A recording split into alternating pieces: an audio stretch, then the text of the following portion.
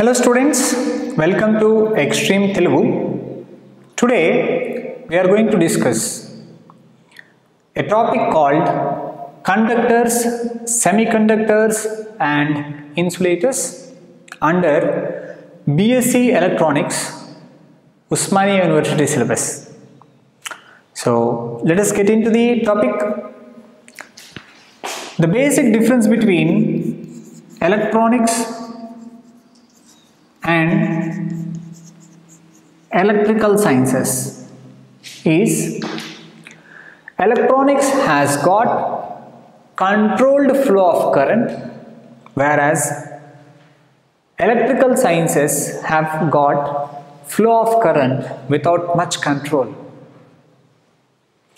What is the meaning of this? Let us try to understand. Electrical sciences deal with some material called as conductors. Conductors are those materials which allow electric current to pass through them. When conductors are taken and applied with potential difference, if they are taken and applied with potential difference, then electrons will travel towards the positive terminal of the battery, and hence current will flow from positive terminal to the negative terminal. Why? Because the direction of electrons and direction of conventional current is opposite to each other. Here the flow of electrons is not much controlled, or it is not done in a great controlled manner. The only control that can be put on the flow of electrons is here resistance. Using the resistance of the conductor, we can control the flow of electrons. That is, current can be controlled using resistance. The only factor present over here is resistance. But electronics has got a special control over the flow of current using semiconductors.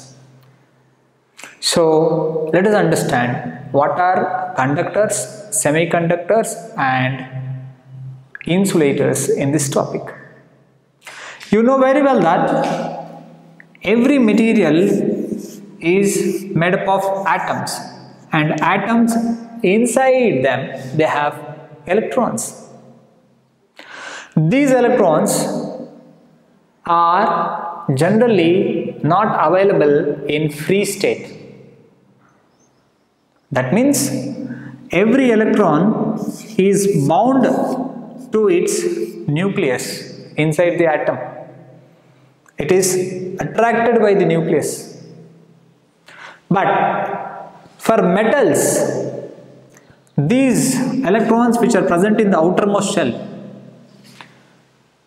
because metals are electropositive in nature, that means electrons can be easily ejected out of their surface. Atom can easily lose its outermost electron.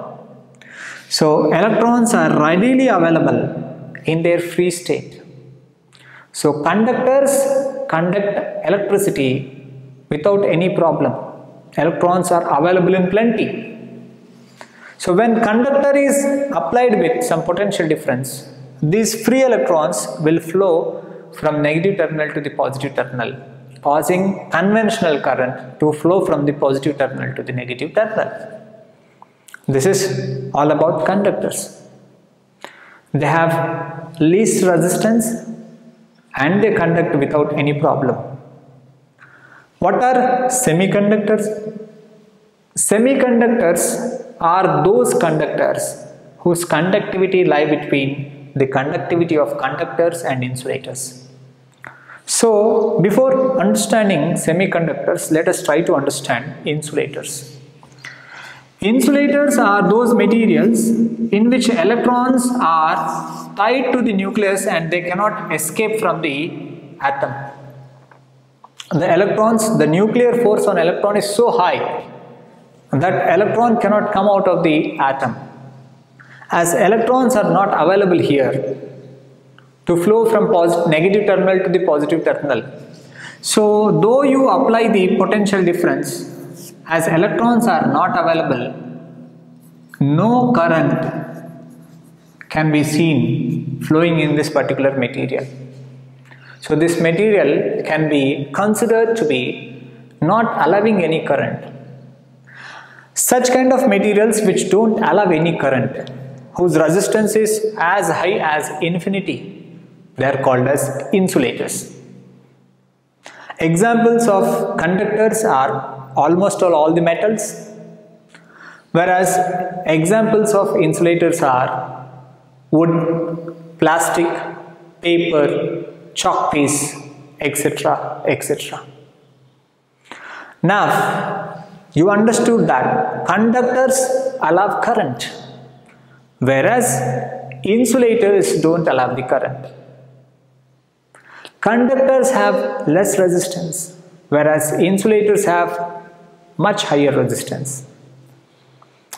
In between conductors and insulators, there are certain materials which allow the current but not as freely as conductors, which stop the current but not as rigidly as insulators. Their conductivity or resistance lie between that of conductors and insulators. Such materials are called as semiconductors.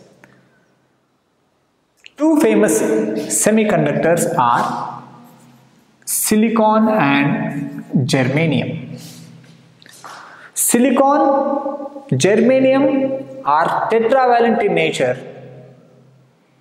As such, they don't have free electrons in their original state, but by improving or by increasing the temperature or by adding some impurities called as doping, this process of adding impurities is called as doping.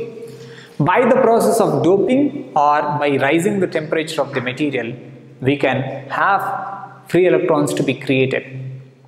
These free electrons, which are created by one of these two processes, one is called as increasing temperature or doping, we can have controlled number of electrons produced as per our requirement.